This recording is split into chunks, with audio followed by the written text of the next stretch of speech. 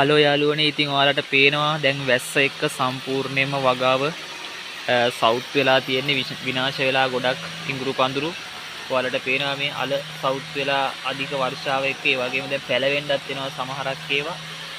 ඉතින් මේ දේත් එක්ක ඉඟුරු විතරක් නෙමෙයි හැම එළවලුවක් වගේමත් දැන් ගණන් යන්න ඉඩ තියෙනවා.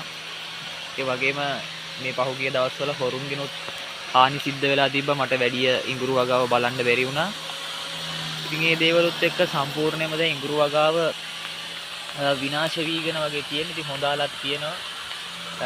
ඉඟුරු වගාවේ අවසාන කාලේ ඉතින් ගස් මැරිලා තියෙන්නේ මේ වැස්ස එක්ක සම්පූර්ණයෙන්ම වගාවට හානි වෙලා තියෙන්නේ. අපි ඉස්සරහට ගිහින් බලමු.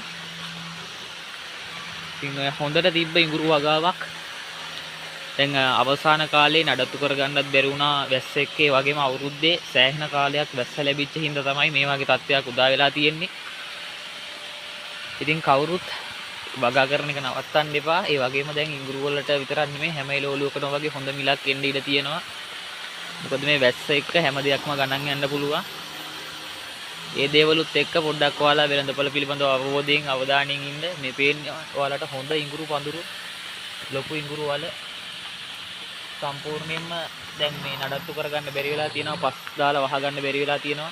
ඒවත් එක්ක උඩට මතුවලා තියෙන. ඉතින් මේ ඉඟුරු වල කුණු වෙන්න කලින් අපි ඉක්මනටම පස් දාලා වහන්න ඕනේ. නැත්නම් ගලවලා වෙළඳපොළ නිකුත් කරන්න ඕනේ. මෙහෙම ගොඩක් උඩ පෑදිලා තිබ්බොත් මේවා මෙරිලා කුණු වෙලා යන්න ඉඩ තියෙනවා.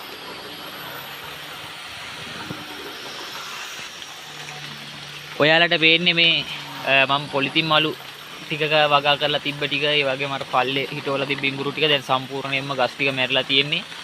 ඉතින් වැස්ස පොඩ්ඩක් අඩු වෙච්ච ගමන් මම සම්පූර්ණයෙන්ම ඉඟුරු ටික ගලවලා වෙළඳපොළට නිකුත් කරන්න පුළුවන් ඒවා වෙළඳපොළට නිකුත් කරනවා. ඒ වගේම ඉදිරි වගාවන් සඳහා බීජ සඳහා හදාගත්ත ඉඟුරු පඳුරු ටික එහෙමම තියාගන්නවා. ඉතින් දැන් මේ කාලෙත් හරියාගෙන එන්නේ. ඉතින් අනිවාර්යයෙන්ම මේ වගේ ඉඟුරු වල උඩට පෑදෙන්න දෙන්න එපා. මොනවා හරි දාලා පස් ටිකක් දාලා වහගන්න, නැත්නම් කුණු වෙලා යනවා. ඉතින් ඒ වගේම හොරුන්ගෙනුත් හානි සිද්ධ වෙලා තිබ්බා මේ පහුගිය දවස් ටිකේ. ඉතින් මිනිස්සු ඉඟුරු මෙතන ගොඩක් ඉඟුරු පඳුරු වලට හානි කරලා ඉඟුරු පඳුරු ගලවලා තිබ්බා, වැට කඩලා දාලා තිබ්බා. ඉතින් මට දවස් ටිකක් වගාව බලන්න බැරි වුණා. අධ්‍යාපන කටයුතු නිසාත් ඒ වගේම වර්ෂාව නිසාත් වැඩි වගාවට ආවේ නෑම. ඉතින් ඒ දේවල් එක්ක වගාව විනාශ වෙලා තියෙනවා ටිකක්. ඉතින් ඔයාලට වගාව කරන විදිහ මම මුලින් ඉඳන්ම වීඩියෝ වලින් අරන් ආවා. ඉතින් මම මේ වීඩියෝ එක අරන් ආවේ මේ වෙද්දි වගාවේ තත්ත්වය ඔයාලට පේනවා. හොඳට ඉඟුරු පඳුරු හැදිලා තියෙනවා. වැස්ස එක්ක සම්පූර්ණයෙන්ම ගොඩක් ඒවා විනාශ වෙලා තියෙන්නේ.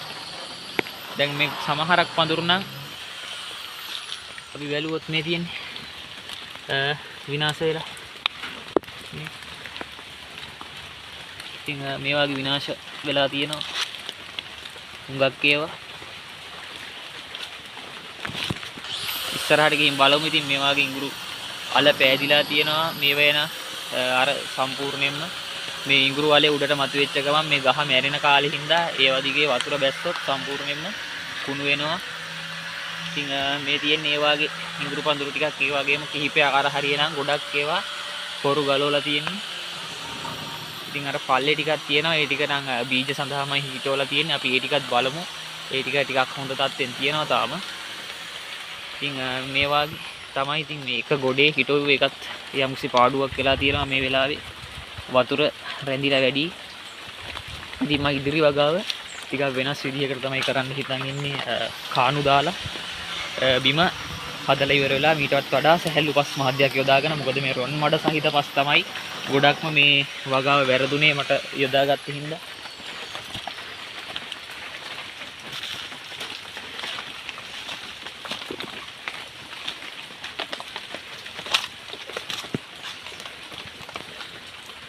ඉතින් මේ හරියට આવොත් මේ තියෙන්නේ මේ ගොඩක් හේවන හින්දා තමයි මේ හරිය වගාව සාර්ථකුනේ නැත්තේ. ඒකත් එක්කම දැන් වර්ෂාවත් ලැබුණා. වර්ෂාවත් එක්ක වගාව මේ හරිය සම්පූර්ණයෙන්ම විනාශ වෙලා ගිහිල්ලා තියෙනවා. ඔයාලට පේනවා අර වතුර රැඳිලා තියෙන තැන්වල පොල් ගස් වල එහෙම මුල් ඇදලා. ඉතින් මෙන්න මේ හරිය අපි ගිහින් බලමු.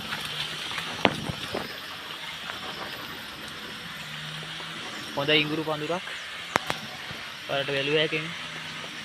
කොච්චර විතර ඉඟුරු අල ටිකක් තියෙනවද මේක. ඉතින් වැස්ස හින්දා බේර ගන්න හරිම අමාරුයි. මේ තියෙන්නේ ඒ වගේම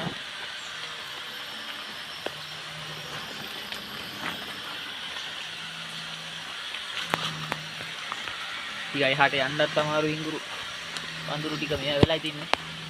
බැලුවා මේ කොච්චර ලොකු ඉඟුරු පඳුරක්ද. ඉතින් මේ වැස්ස එක්ක ඉක්මනට වහන්න ඕනේ. නැත්තම් මේ ටික ගලවන්න ඕනේ. නැත්තම් කුණු වෙනවා. ඉතින් දැන් වෙළඳ පොලේ මිල කොයි වගේ වුණත් අපිට වෙළඳ පොලට දෙන්න වෙනවා.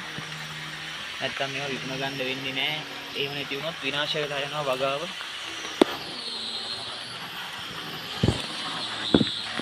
ඉතින් ගොඩක් අවාරේ බලලා හිතවනවා නම් හරි ටිකක් මේ වර්ෂාවෙන් ආරක්ෂා කරගන්න පුළුවන් නම් අනිවාර්යයෙන්ම අපිට වගාව ටික කාලයක් තියාගන්න පුළුවන්. මේ තියෙන්නේ හොඳ ඉඟුරු පඳුරු ඉඟුරු වල දැන් තත්ත්වය. අපි ඉස්සරහට මේ තියෙන ලොකු ඉඟුරු පඳුරක් ඉතින් මෙතනක් තියෙනවා. ඉතින් මේ වැස්ස හින්දා විනාශ වෙන්න දෙන්න බෑ. ඔන්න ඕකයි මේ වෙද්දි ඉඟුරු වගාවේ තත්ත්වය. ඉතින් හැමෝටම පේනවා.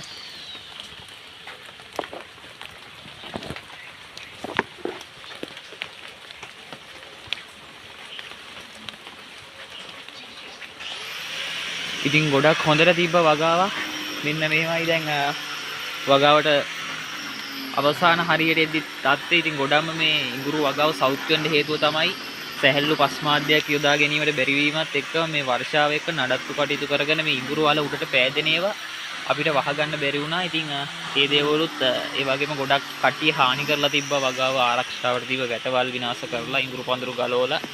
ඉතින් ඒ වගේ තත්ත්වයන් හින්දාත් අපේ වගාවට හානි වුණා. ඉතින් මම හිතනවා ඔයාලට හුඟක් දවසේ වීඩියෝ එකක් අරන් ආවේ නැහැ. ඉතින් මම ඉඟුරු වගාවේ මේ වෙද්දි තත්ත්වය වල ඇත්තම තත්ත්වේ අරගෙන ආවා. අපි බලමු වැස්ස ටිකක් අඩු වෙච්ච ගමන් මේ ටික ගලවන්න ඒ වගේම වෙළඳ පොල් නිකුත් කරන්න ඕනේ. ඉතින් මේ තියෙන්නේ ඉඟුරු වල වහලා තියාගත්තේ නැති වුනහම පස් වලට මේ වගේ කොළ පාට වෙනවා. එතනින් වර්ධනය එතනින්ම නවතිනවා. එතනින් එහාට ඉඟුරු අල වර්ධනයක් වෙන්නේ නැහැ. ඒකම මේ උඩ තියෙන අත්ත මෙරිලා ගියන් පස්සේ එතනින් වතුර බැස්සොත් කුණු වෙලා යනවා. දැන් සමහරක් ඒවට දිලීර හානි ඇති වෙන්නත් පුළුවන් මේ වැස්ස එක්ක. වගේම මේ නඩත්තුව හරියට කරේ නැති වුණොත් ඉතින් අපිට දිලීර නාශක යොදලා මේ වෙද්දි ඒව පාලනය කරන්න බෑ. මොකද වර්ෂාව තියෙන කාලවල දිලීර නාශක යෙදුවට ප්‍රයෝජනයක් ලබා ගන්න බෑ. ඉතින් එකම දේ තමයි සැහැල්ලු පස්මාද්දයක් යොදා ගන්න එකයි, බඳුන් ටිකක් ඈත ඈත තියාගන්න එකයි. ඒකෙන් යම්සි ආකාරයක පාලනයක් කරගන්න පුළුවන්. හැබැයි ඉතින් 100% අපිට ඒත් පාලනය කරන්න අමාරුයි. කවුරු හරි බිම වගාව කරනවා නම් අනිවාර්යයෙන්ම උස්පාත් යොදා ගන්න. පායන කාලේට වතුර ගෙනල්ලා දැම්මත් කමක් නැහැ. වර්ෂා කාලයට නැත්තම් කුණු වෙනවා.